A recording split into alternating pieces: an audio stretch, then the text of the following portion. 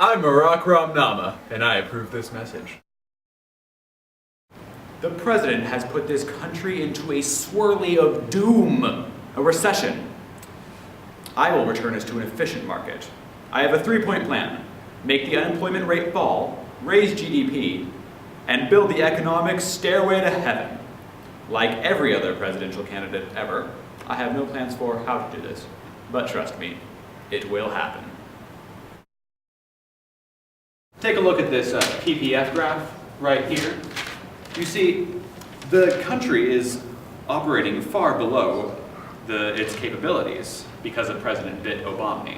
But what will you do differently, Governor? Now, I think that's a great question, and I'm glad you asked. I would just like to say that I will do things differently. But let me take a step back to answer the question that the whole nation is wondering.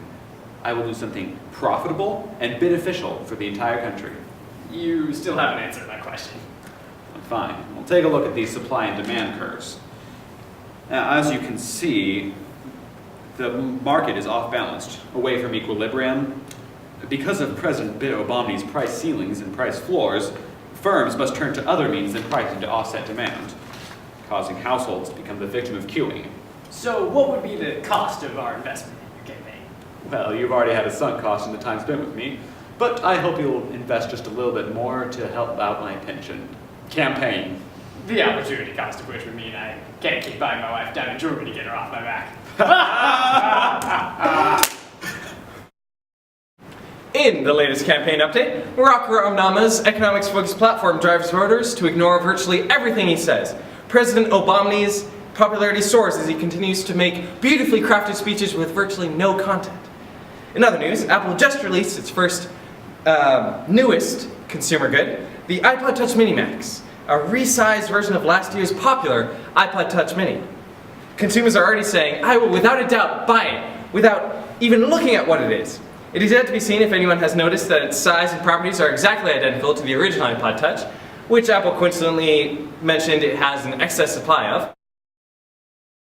Good evening, and welcome to the campus of the headquarters of collegeandpjs.com. This is the fourth and final presidential debate of the 2016 campaign, brought to you by the Commission on Presidential Debates. This one's on everything. I'm Jim Schiffer of FUN News. The questions are from Florida voters, even though they will probably never actually vote. This first question is for President Obama, from Alex Wilson. Wait, who am I talking to? In your opinion, please, would you say that the circular flow of the U.S. economy is working at its full capacity? Circular flow, which of course refers to the flow of all the oceans in the world. Jim, I'd like to step in right there. Mr. President, the circular flow is a representation of the flow of money throughout an economy. Ours, frankly put, shows that you're a lazy sack of poo.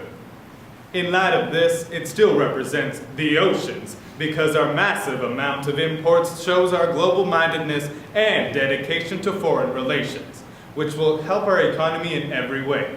My economic advisory experts assure me that our severe lack of aggregate expenditure is, in fact, the best thing for the nation at this time. Aggregate expenditure is the sum of consumer and government spending, as well as the planned and actual investment of firms. The higher this is, the higher our aggregate output and aggregate income are.